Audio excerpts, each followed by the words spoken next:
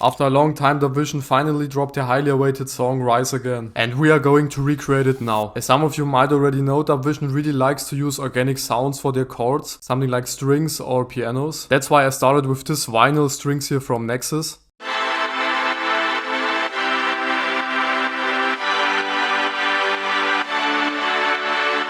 A really important thing I used here is this EQ. The strings were quite mid-heavy and they interfered a lot with the leads. And with this EQ it became a lot less mid-heavy.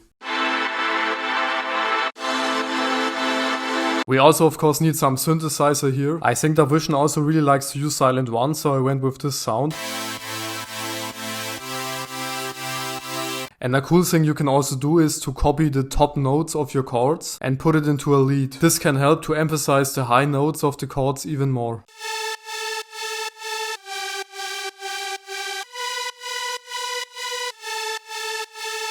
But don't make this one too loud, otherwise it could sound a bit off. And then to give some more movement to the chords, I added this piano with these shorter notes.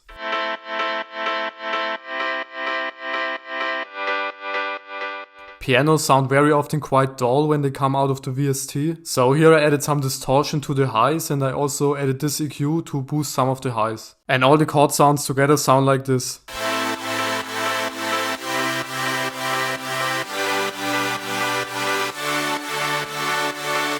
Great. Let's continue with the bass line. For the bass line I went with these two really aggressive sounding mid basses. And on top of that I used the mid bass with some shorter notes, just to give some more movement again. The most important effect here is the distortion. I completely put it up to the max and this really makes it pop out in the mix. Besides that I just have this really heavy sidechain to leave all the room for the leads and a basic low cut. And then let's listen again with all the effects turned on.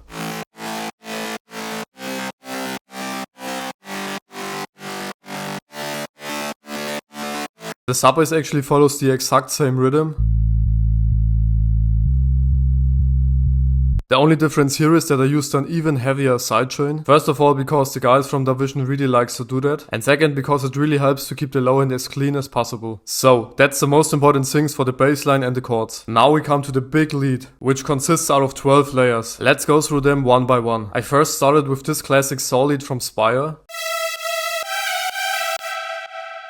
Then we have this quite well-known mono lead also from Spire. On this lead I cut out some of the really high frequencies, because I felt like in the original track they also don't have lots of these. Then next up, famous magnetron lead from Nexus. Another mono lead again, just an octave higher. And here I also actually cut some of the really high frequencies. Then we have this distorted guitar lead from Silent One, an octave lower. This one gives more of this vocalish character you also hear in the original lead. And I also added this short tape stop effect, which you can also hear on the lower lead. Next up I added this more vibrating kind of lead. To give some attack I also used a more plucky lead. Then for the organic sounds I used a string, a piano, a second piano, this time from Nexus,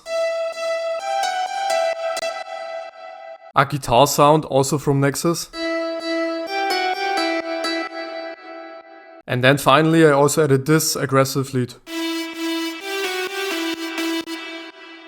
And with all together we get a really fat sound.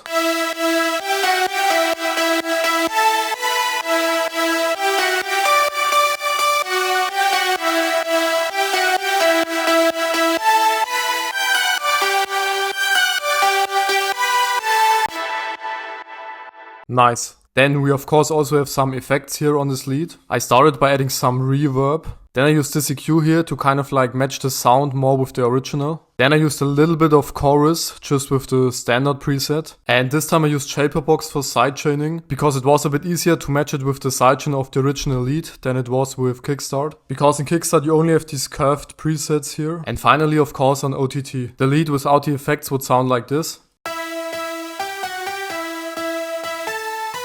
And with the effects turned on like this.